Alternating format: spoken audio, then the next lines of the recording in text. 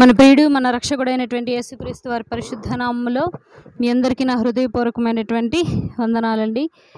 మరి ఈరోజు ఆదివారం ఆరాధన కూడికలో మనందరము కూడా కలుసుకున్నట్టుకు దేవుడు చూపినటువంటి గొప్ప కృపను బట్టి ముందు దేవునికి వందనాలు చెప్దాం. అలాగే ఈరోజు వాక్యంలోకి వెళ్ళబోయే ముందు వాక్యం యొక్క అంశం ఏంటో తెలుసుకుందాం. వాక్యం యొక్క అంశం ఏమిటంటే, దేవుడు దేనిని బట్టి అతిశయించమంటున్నాడు, మనిషి దేనిని బట్టి అతిశయిస్తున్నాడు. దేవుడు దేనిని బట్టి అతిశయించమంటున్నాడు. అతిశయించవద్దు అని అనలేదు ఎక్కడ, దేవుడు అతిశయించమన్నాడు కూడా. కానీ ఒక పర్టిక్యులర్ దాని మీద అతిశయించాలి మీరు అన్నారు. కానీ మనిషి తనకిష్టమైన రీతిగా ఇష్టమైన వాటి మీద అతిశయిస్తున్నాడు. మనిషి సామాన్యంగా దేని మీద అతిశయం చూపిస్తాడు? ఓవర్గా ఆశ దేని మీద చూపిస్తాడు? ఎస్, దేని మీద? డబ్బు, ఇంకా పేరు, ఇంకా దేనికోసం?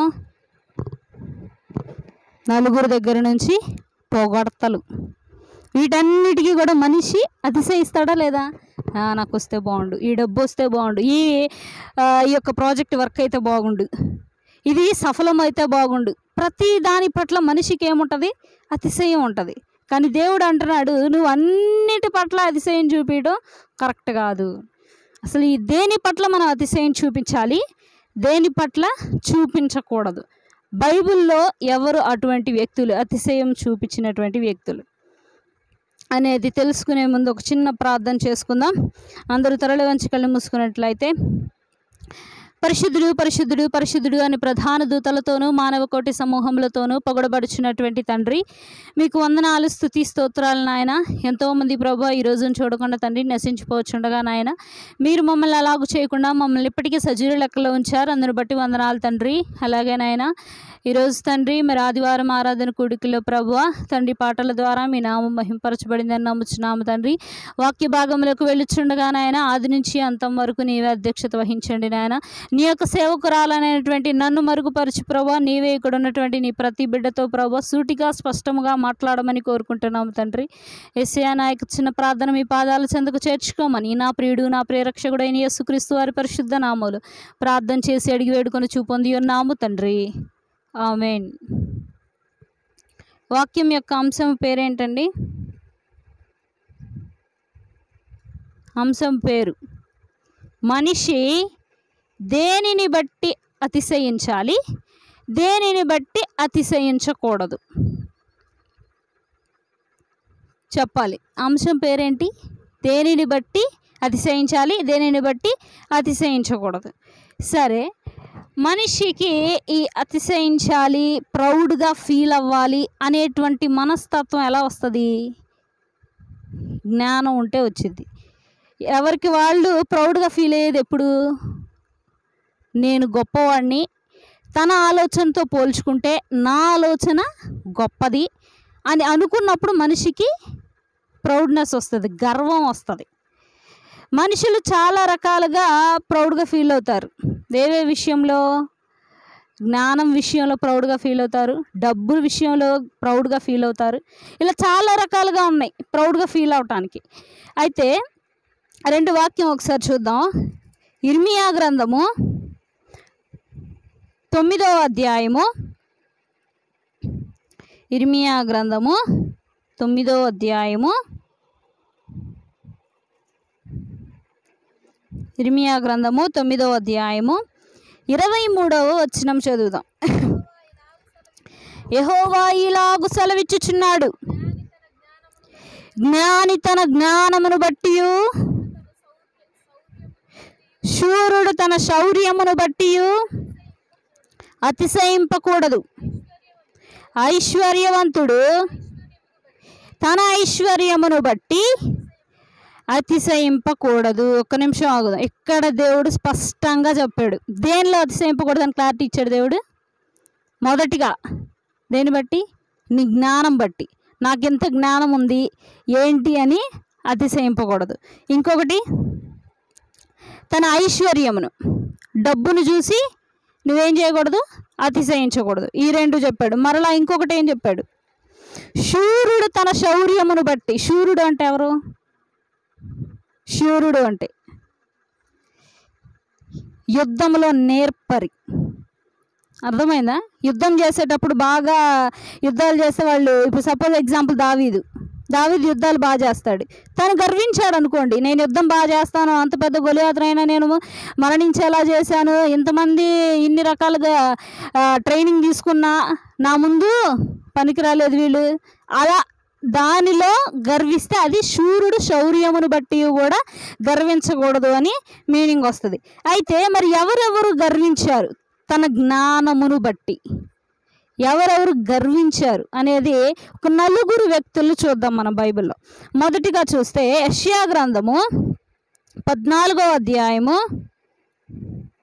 యెషయా గ్రంథము 14వ అధ్యాయము 12వ వచనము. యెషయా గ్రంథము 14వ అధ్యాయము 12వ వచనం. తేజో నక్షత్రమా, వేకువ చుక్క, నీవెట్లు ఆకాశము నుండి పడితివి, జనములను పడగొట్టిన నీవు నేల మట్టు వరకు ఎట్లు నరకబడితివి. ఒక్క నిమిషం ఆగదు. ఎవరిక్కడ మొదటిగా గర్వపడింది, అతిశయించింది ఎవరు? లూసిఫర్, సాతాను. మొదటిగా 12వ వచనంలో చూస్తే తేజో నక్షత్రమా, వేకువ చుక్క. ఆ రెండు మాటలకు అర్థం ఏంటి? ఆ దేవదూతలన్నిటిలో కూడా స్పెషల్ అయినటువంటిది లూసిఫర్. ఎందుకు తనకు అంత స్పెషాలిటీ ఏముంది? దేవదూతలందరికీ తను హెడ్. అర్థమవుతుందా? దేవదూతలకు అందరికీ కూడా ఈ సైతాను లూసిఫర్ అనేది హెడ్ బాగా. సో అందుకని తను భూలోకంలోకి పడవేయబడింది. తనతో పాటు మరికొన్ని దేవదూతలు కూడా భూలోకానికి పడవేయబడ్డాయి. ఎందుకు? నీకు అంత ప్రాధాన్యత, అంత పేరు ప్రఖ్యాత ఉన్నది కదా నీకు పరలోకం అందున. కానీ నీవెందుకు ఇలాగా కూలిపోయావు, ఎందుకు ఇలాగా పడిపోయావు అనే మాట ఇక్కడ మనం గమనించవచ్చు. తేజో నక్షత్రమా, వేకువ చుక్క, నీవెట్లు ఆకాశము నుండి పడితివి, జనములను పడగొట్టిన నీవు నేల మట్టు వరకు ఎట్లు నరకబడితివి. నరకబడటం అని అంటే వాక్యం గుర్తు రావాలి. మంచి ఫలము ఫలింపని ప్రతి చెట్టు ఏమవుతుంది? నరికి ఎక్కడ వేస్తారు? అగ్నిలో వేసేస్తారు. ఏమనుంది ఇక్కడ వాక్యం? ఒకసారి జనములను పడగొట్టిన అంటే ఎవరిని జనాలు పడగొట్టేది? ఇప్పుడు మనుషుల్ని పడగొడుతుంది, శ్రమల్లోకి తీసుకెళ్తుంది ఎవరైతే? ఈ యొక్క లూసిఫరే. మనుషుల్ని కృంగదీస్తున్న ఈ లూసిఫరే ఇంకా ఎలాగైందంట? నేల మట్లుకు అణగదొక్కబడిపోయింది. అది అనుభవించాల్సిన స్థితి దానికి ముందుగానే ఉన్నది. దేవుడితో ఏమని సవాళ్ళు చేస్తుంది లూసిఫరు? నీ బిడ్డల్ని కూడా నా వైపుకు నేను తెచ్చుకుంటానని. కాబట్టి ఇక్కడ చూస్తే మనం జనములను పడగొట్టి, నువ్వు ఎంతమంది జనాలు పడగొట్టినా కూడా నీ స్థితి ఏమైపోయింది? చివరికి నేల మట్టుకు కూడా అణగదొక్కబడతావు. ఎందుకు? ఏం తప్పు చేస్తే నీవు అంతగా అణగదొక్కబడుతున్నావు? కారణం ఏంటి? అతిశయించవు. దేవుని యొక్క సింహాసనాన్ని నువ్వేం చేసావు? ఆశించవు. మరి లూసిఫర్ అయితే దేవుని సింహాసనాన్ని ఆశించింది. మరి మనుషులుగా మనం ఏం ఆశిస్తున్నాం? డబ్బు ఆశిస్తున్నాం. అది ఎలా డబ్బు తెలుసా మీకు? కష్టపడి వచ్చే డబ్బు కాదు. వాడి దగ్గర ఉన్న డబ్బు నా దగ్గర ఎందుకు లేదు, వాడి దగ్గర ఉన్న పేరు నా దగ్గర ఎందుకు లేదు, వాడికంటే ముందు నేను వచ్చాను కదా ఈ ఫీల్డ్లోకి, వాడికంటే ముందు నేను వచ్చాను కదా ఈ యొక్క పనిలోకి, కానీ ఎందుకు నాకు అభివృద్ధి లేదు అనేటువంటి అతిశయం ఉంది మనిషిలో. లూసిఫర్లో అది చూస్తాం. మరి మనుషులుగా మనలో ఏం చూడాలి? ఇదే డబ్బు, వాళ్ళకున్నటువంటి గౌరవం నాకెందుకు లేదు అని. ఇవన్నీ కూడా మనుషులుగా మనం గమనించాలి, గుర్తుంచుకోవాలి. తర్వాత కంటిన్యూ చేద్దాం. 13వ వచనం. నేను ఆకాశమునకు ఎక్కిపోయేదను, దేవుని నక్షత్రములకు పైగా నా సింహాసనమును హెచ్చింతును, ఉత్తర దిక్కుననున్న సభాపర్వతము మీద కూర్చుందును, మేఘమండముల మీదకెక్కెదను,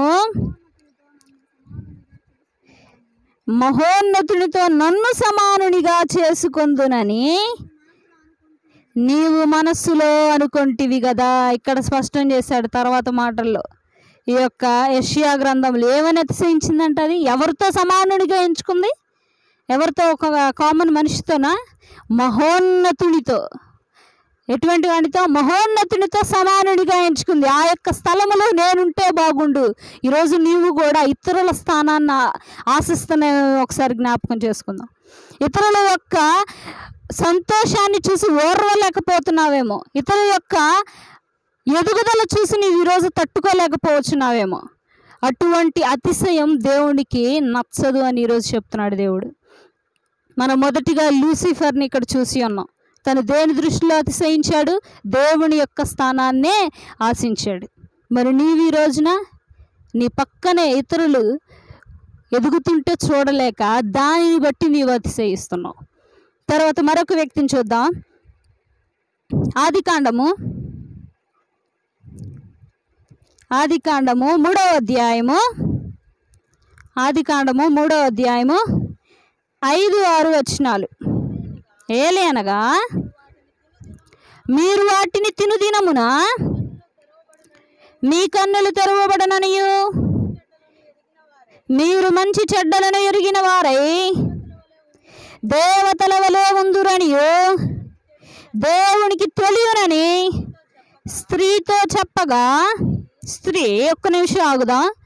ఇక్కడ మనకి ఎవరు కనిపిస్తున్నారు ఈ సందర్భంలో? ఈ ఆదికాండంలో ఎవరెవరు? 3 వ్యక్తులు ఉన్నారు మొత్తం. ఆ 3 వ్యక్తుల్లో నేను చెప్పిన ఈ 2 వచనాల్లో 2 కనబడుతున్నారు. ఎవరెవరు? హవ్వాను మరియు సాతాను. మరి వీళ్ళెక్కడ? ఈ ఆదాము కానీ అవ్వ కానీ? అపవాది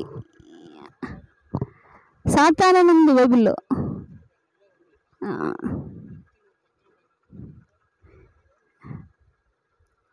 ఏ పదమైనా యూజ్ చేయొచ్చు.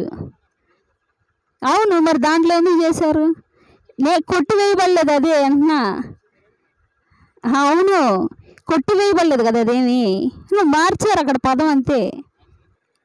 ఇక్కడ చూసుకుంటే ఈ 2 వచనాల్లో కూడా ఇద్దరు ఉండడం మనం చూస్తాం. మెయిన్గా అయితే ఆదాము గారు ఒకళ్ళు ఉంటారు, ఈ స్త్రీ హవ్వ, తర్వాత వచ్చేసి అపవాది. వీళ్ళు 3 ఉంటారు. అయితే ఈ అపవాది ఏం చేస్తుంది? మీరు ఇక్కడ గమనిస్తే ఈ 2 మనుషులు కూడా మోసపోయినట్టు కనపడిద్ది, కానీ గర్వించినట్టు ఎక్కడ కనపడిద్దామా అని అడగచ్చు మీరు. ఇక్కడ గర్వించినట్టు మీకు ఎక్కడైనా కనపడిందా ఈ వాక్యంలో? గర్వంగా మాట్లాడినట్టు కానీ, గర్వంగా ప్రవర్తించినట్లు కానీ ఎవరు ఆలోచించరు. ఒక్క అపవాది మోసం చేసింది అవ్వని, వాళ్ళు మోసపోయారు, దేవుని మాటను తృణీకరించారు. మరి దీనిలో గర్వం ఎక్కడుంది అని అంటే, మనిషి ఏమని ఆలోచించాడు? ఇక్కడ హవ్వ ఏమని ఆలోచించింది? దేవుడు మర్యాదగా ముందు ఆదాముతో చెప్పాడు. ఆదాము చక్కగా తన స్త్రీతో వివరించి చెప్పాడు, తినకూడదమ్మా ఫలము అని. కానీ తన మనసులో ఏమనిపించింది? దేవుడు చెప్పిన మాట నిజమో కాదో ఎవరికి తెలుసు? ఆయన చెప్పాడు నోటితో, నిజమని నువ్వు చెప్పగలవా? ఆయన చెప్పాడు నోటితో, ఈ ఫలం తింటే ఇది అయిపోయిద్దమ్మా, నీకు మంచి చెడు తెలియనిచ్చే జ్ఞానం వచ్చేసిద్దమ్మని ఆయన ఏదో చెప్పాడులే, అది జరిగిద్దని ఖచ్చితంగా చెప్పగలవా? అన్య మనస్తత్వంతో తినిందామె. ఇక్కడ ఇటువంటి గర్వం హవ్వలో మనం గమనించవచ్చు. తర్వాత మరి ఆదాములో ఎటువంటి గర్వం?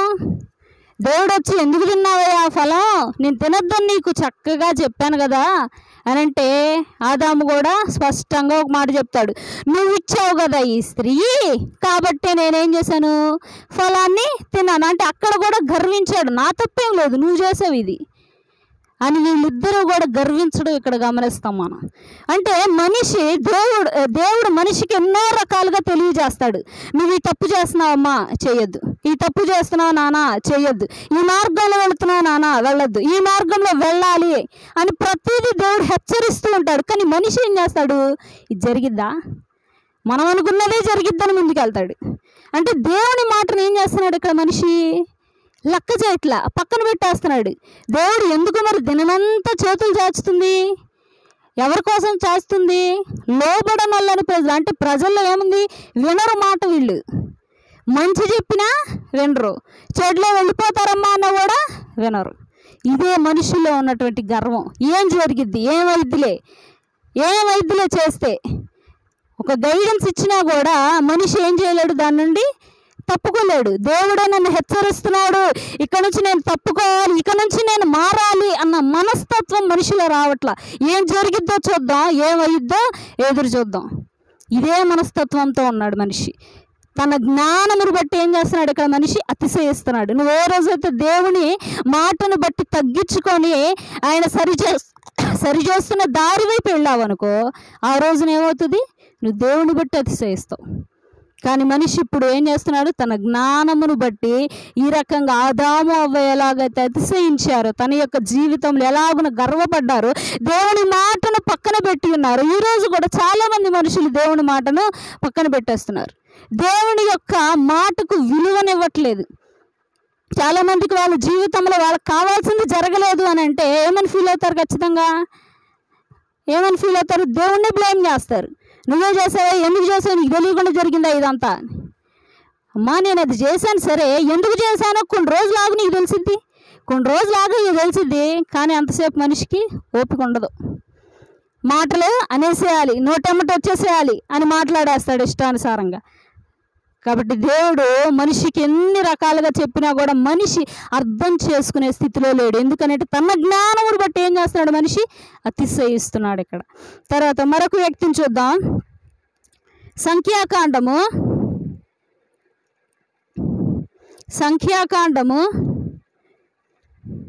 22వ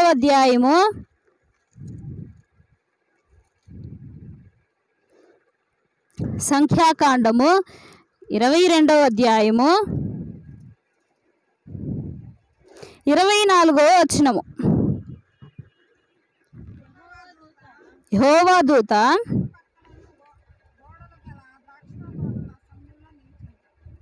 నిలిచెను, గాడిద యెహోవా దూతను చూచి గోడ మీద పడి బిలాము కాలును గోడకు అదిమెను గనుక అతడు దాని మరలా కొట్టెను. ఇక్కడ మూడో వ్యక్తిగా మనం ఎవరిని చూడొచ్చు? బిలాము గారు. దేని బట్టి అతిశయించారు? ఇక్కడైతే దేని బట్టి గర్వించారు? ఏమన్నాడు దేవుడు?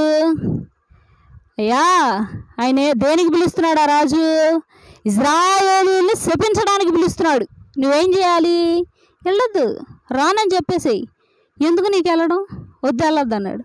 కానీ తినేం చేస్తాడు? అసలు చూద్దాం ఏం జరిగిద్దో, ఏమైద్ది దేవుడు చెప్తాడులే అంతే. ముందు ఏమున్నదో మనం చూడాలిగా. మంచి చెప్తే మనిషి ఉంటాడు తొందరగా. ఒక దెబ్బ పడితే బాధ కష్టం అనుభవిస్తే అప్పుడు అది రుచి ఎరిగి అప్పుడు పక్కకు తిరుగుతాడు దారిలోకి. బిలాం కూడా ఏం జరిగిద్దో చూద్దాం, దేవుడు ఆప్తున్నాడులో ఏమైందిలే. దేవుని యొక్క శక్తి తెలుసుకొని కూడా తను చెడు మార్గంలోకి వెళ్ళటానికి ముందు అడుగు వేశాడు. ఇక్కడ దేని బట్టి గర్వించాడు? ఏం జరిగిద్దిలే, ఏమైద్దిలే అని తన జ్ఞానమును బట్టి ఇక్కడ తను ఏం చేశాడు? అతిశయించి ముందుకు వెళ్ళాడు. చివరికి గాడిద కనబడింది కానీ దేవదూత ఎవరికి కనపడలేదు. ఇక్కడ బిలాముకి కనబడట్లేదు దేవదూత ముందు. అందుకని ఇదేమో గాడిద ఎన్ని దెబ్బలైనా తింటుంది కానీ అక్కడే ఉండి బిలాముకు కంటికి మాత్రం దేవదూత కనబడట్లా. అటువంటి పరిస్థితుల్లో అటువంటి అతిశయంలో ఉన్నాడు ఈ యొక్క బిలాము. అంత స్టేజ్కి వెళ్ళిపోయాడు తను. దూత కూడా కనబడినటువంటి గర్వం ఉంది తనలో. తర్వాత ఈ గాడిదకు దేవుడు స్వరాన్ని ఇవ్వడం జరుగుతుంది. అప్పటికైనా తను కళ్ళు తెరిచాడా? గాడిద మాట్లాడడం ఏంది, జంతువు ఎందుకు మాట్లాడిద్దని? లేదు, అప్పటికి రాలా. తర్వాత దేవదూత స్వయాన మాట్లాడితే అప్పుడు తనకు కనబడి నా తప్పేది అని సాష్టాంగపడి నమస్కారం చేసి బిలాము గారు తన తప్పేంటో తెలుసుకుంటారు. ఈరోజు మనిషి కూడా ఎన్నో రకాలుగా దేవుడు తెలియజేస్తున్నప్పటికీ కూడా వాళ్ళకి ఇష్టమైన బాటలోనే వాళ్ళు నడవటం జరుగుతుంది. ఇట్లా మనం ముగ్గురు వ్యక్తులు చూసాం ఇప్పటిదాకా. వాళ్ళ జ్ఞానమును బట్టి అతిశయించినటువంటి వ్యక్తుల్ని. మొదటిగా ఎవరిని చూసాం? లూసిఫర్. రెండవదిగా ఆదాము హవ్వ. మూడవదిగా బిలాము. నాలుగవదిగా ఆఖరిగా ఒక వ్యక్తిని చూద్దాం. గలతీయులకు రాసిన పత్రిక 1వ అధ్యాయము, గలతీయులకు రాసిన పత్రిక 1వ అధ్యాయము 11వ వచనము. సహోదరులారా, నేను ప్రకటించిన సువార్త మనుష్యుని యోచన ప్రకారము కాదని మీకు తెలియజెప్పుచున్నాను. మనుష్యుని వలన నేను దాన్ని పొందలేదు, నాకెవడునూ దాన్ని బోధింపను లేదు. కానీ యేసుక్రీస్తు ప్రభువారు బయలుపరచబడటం వలనే అది నాకు లభించినది. దీనికంటే ముందు మరొక వాక్యం చూద్దాం. ఫిలిప్పీలకు రాసిన పత్రిక 3వ అధ్యాయము 4వ వచనం నుండి 7వ వచనం వరకు చదువుదాం. ఫిలిప్పీలకు రాసిన పత్రిక 3వ అధ్యాయము 4వ వచనం నుండి 7వ వచనం వరకు. కావలియునంటే నేను శరీరమును ఆస్పదము చేసుకొనవచ్చును, మరి ఎవడైనను శరీరమును ఆస్పదము చేసుకొన దలచిన ఎడల నేను మరి ఎక్కువగా చేసుకొనవచ్చును. 8వ దినమున సున్నతి పొంది తిని ఇజ్రాయేలు వంశపు వాడనై బెన్యామీను గోత్రములో పుట్టి హెబ్రీయుల సంతానమైన హెబ్రీయుడనై ధర్మశాస్త్ర విషయము పరిసయ్యుడనై ఆసక్తి విషయము సంఘమును హింసించువాడనై ధర్మశాస్త్రము వలనని నీతి విషయము అనింద్యుడనై ఉంటిని. ఇక్కడ చూస్తే ఎవరు కనిపిస్తున్నారు మనకి? పౌలు గారు. ఏం చేస్తున్నారు? ఆయన దేని బట్టి గర్వపడుతున్నారు? ఆయన చేస్తున్న తప్పేంటి అసలు? యేసుక్రీస్తు ప్రభువారు ఎవరైనా ఆయనకి ప్రార్థన చేస్తే ఈయన ఏం చేస్తారు? శిక్షిస్తారు, వాళ్ళని దండిస్తారు, వాళ్ళని చంపేస్తున్నారు. ఏమని చెప్తున్నాడు? అది చేసిన తప్పుకి ఇంకా ఆయన ఏమని గర్విస్తున్నాడు? నేను ఇజ్రాయేలీల వంశపు వాడను, నేను బెన్యామీనికి సంబంధించిన గోత్రపు వాడను నేను, కాబట్టి నేను చేసింది ఏమాత్రంలో కూడా తప్పు కాదు. తను చేసిన తప్పును బట్టి కూడా, తన జ్ఞానమును బట్టి కూడా ఇక్కడ మనం పౌలు గారు అతిశయించడం చూస్తాం. ఎందుకంటే యేసుక్రీస్తు ప్రభువారి గురించి తనకి ఇంకా పూర్తిగా తెలియలా. ఆయన ఊరు వెళ్ళేటప్పుడు, ఏ ఊరు వెళ్ళేటప్పుడు కనపడతారు పౌలు గారికి? దమస్కు వెళ్ళేటప్పుడు కనపడతారు. ఈ సంఘటన జరగక ముందు పౌలు ఈ యొక్క మైండ్ సెట్తో ఉండేవాడు, ఈ యొక్క ఆలోచన విధానంతో ఉండేవాడు. నా జ్ఞానమే ఇదంతా, వీళ్ళు చేస్తున్నదంతా తప్పు, యెహోవా దేవుడు మాత్రమే ఉన్నాడు, వీరంతా భ్రమలో బ్రతుకుతున్నారు, ఎవరైతే యేసుక్రీస్తు ప్రభువారిని పూజిస్తున్నారో వారిని అందరినీ కూడా సంహరించాలి, వాళ్ళు చేస్తున్నది కరెక్ట్ కాదు అని తన జ్ఞానం చొప్పున నడిచాడు. తన జ్ఞానాన్ని బట్టి అతిశయించాడు. అక్కడ తర్వాత ఏ రోజైతే దమస్కులో దేవుని మాటలు విన్న తర్వాత తన యొక్క మనసును ఎలా మార్చుకున్నాడో చూడండి. 7వ వచనము. అయినను ఏవేవి నాకు లాభకరములై ఉండెనో వాటిని క్రీస్తు నిమిత్తము నష్టముగా ఎంచుకొంటిని. నిశ్చయముగా నా ప్రభు అయిన యేసుక్రీస్తును గూర్చిన అతి శ్రేష్టమైన జ్ఞానము నిమిత్తమై సమస్తమును నష్టముగా ఎంచుకొనుచున్నాను. ఇంతకుముందు దాకా నేను ఆ వంశపుకు చెందినవాడను, ఆ యొక్క గోత్రానికి చెందినవాడని గర్వపడ్డాను, కానీ ఇప్పుడు యేసుక్రీస్తులోకి వచ్చిన తర్వాత నేను కూడా ఒక వట్టివాడనే, దేవుని యొక్క శ్రమలను అనుభవించుటకు ముందడుగు వేసిన వాడని నేను ముందు అతిశయించాను. ఈ యొక్క అతిశయం అంతా కూడా నష్టమే, ఇది దేనికి ఉపయోగకరము లేనటువంటి అతిశయం అని తాను ఎరిగాడు. తర్వాత ఆఖరిగా సామెతల్లో ఒక వాక్యం చూద్దాం. సామెతల గ్రంథము 3వ అధ్యాయము 7వ వచనము. నేను జ్ఞానిని కదా అని నీవనుకొనవద్దు, యెహోవా యందు భయభక్తులు కలిగి చెడుతనమును విడిచిపెట్టుము.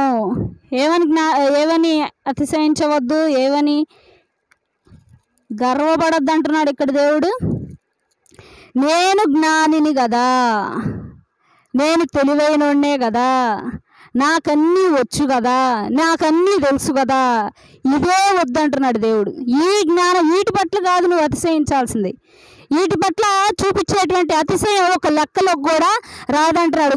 పౌలు అదే చేశాడు, వాటి పట్లనే అతిశయించాడు. కానీ ఏం యూజ్ వచ్చింది? తర్వాత ఆ నోటితోనే తనే చెప్పాడు, యేసుక్రీస్తు ద్వారా నేను తెలుసుకున్నాను ఇదంతా కూడా వ్యర్థమే, ఇదంతా కూడా ఉపయోగం లేనటువంటిదే.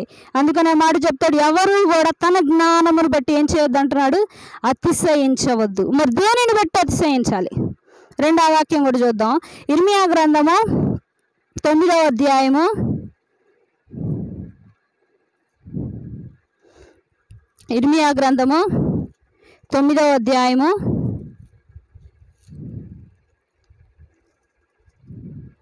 24వ వచనం.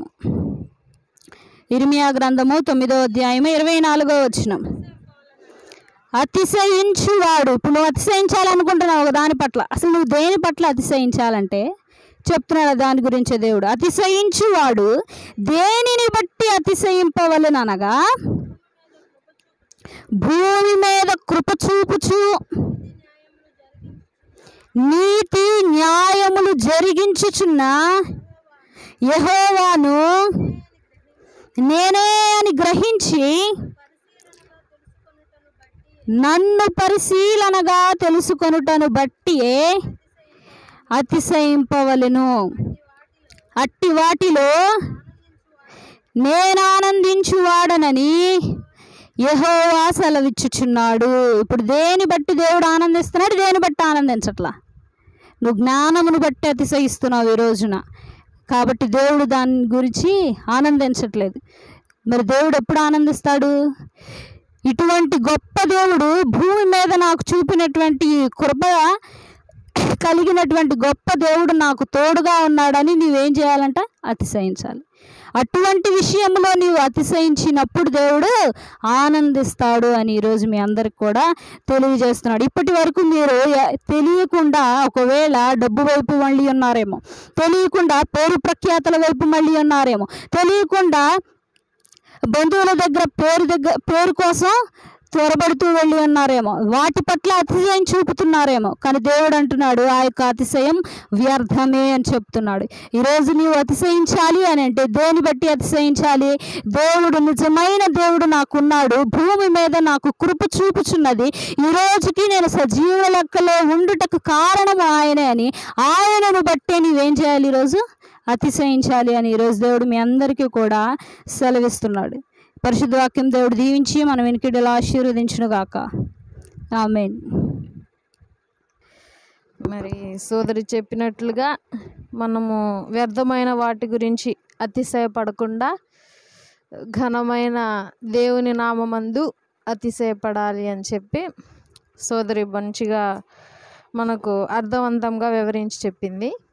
సో ఇప్పుడు ఒక సందర్భం ఉందన్నమాట. మరి పేరేంటక్క? లక్ష్మి.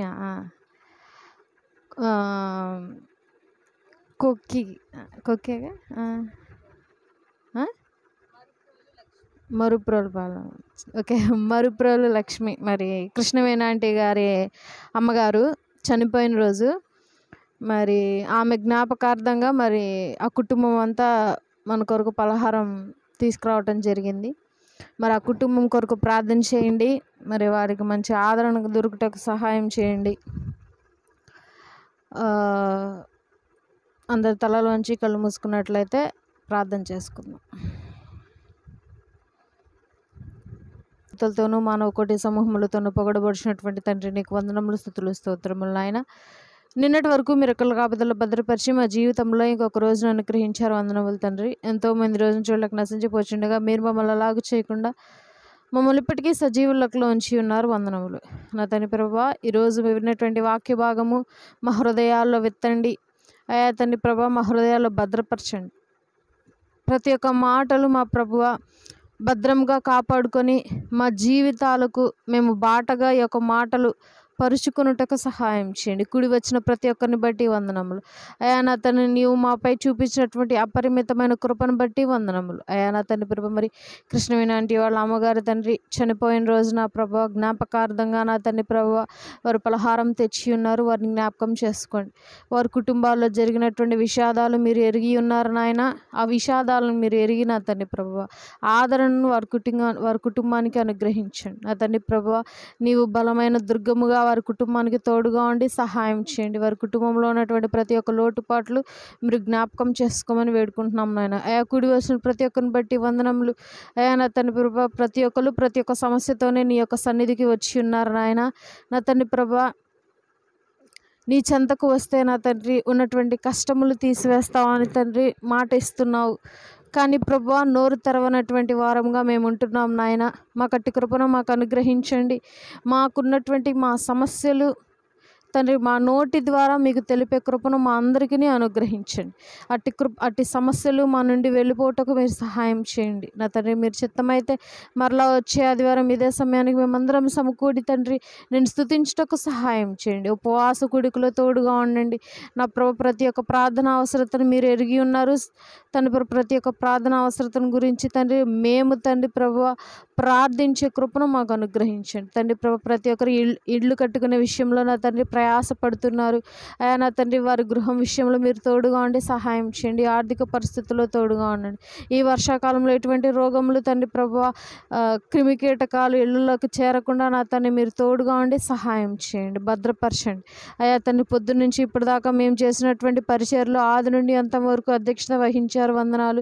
రాకపోకల్లో ఉన్నారు, వందనములు అయా. నీ యొక్క కృపను బట్టి కొత్త సండే స్కూల్ అనుగ్రహించారు, వందనములు. ఆ సండే స్కూల్లో ఉన్నటువంటి పిల్లలు మీరు జ్ఞాపకం చేసుకోండి నా ప్రభు. ఇట్టే విధంగానే సండే స్కూల్ కార్యక్రమాలు అభివృద్ధి చెందుటకు సహాయం చేయండి నా ప్రభు. మరలా కూడికను ముగించుకున్న తండ్రి మరలా సండే స్కూల్కి వెళ్ళే కార్యక్రమాల్లో తోడుగా ఉండండి. మరలా మా అందరినీ క్షేమంగా తండ్రి ప్రభు మా గృహాలకు మేము చేరుటకు సహాయం చేయమని చిన్న ప్రార్థన మీ పాదాల చెందుకు చేర్చుకోమని నా ప్రియుడు నా ప్రియరక్షకుడైనటువంటి యేసుక్రీస్తు వారి పరిశుద్ధ నామములో ప్రార్థించి స్తుతించి బ్రతిమాలుకుంటూ పొంది ఉన్నాము తండ్రి, ఆమేన్. మన తండ్రి అయిన దేవుని ప్రేమయు కుమారుడైన యేసుక్రీస్తు ప్రభువారి కృపయు పరిశుద్ధాత్మని అన్యోన్య సహవాసము మనందరికీ ఎల్లప్పుడూ తోడై నడిపించునుగాక, ఆమేన్. అందరికీ వందనాలు.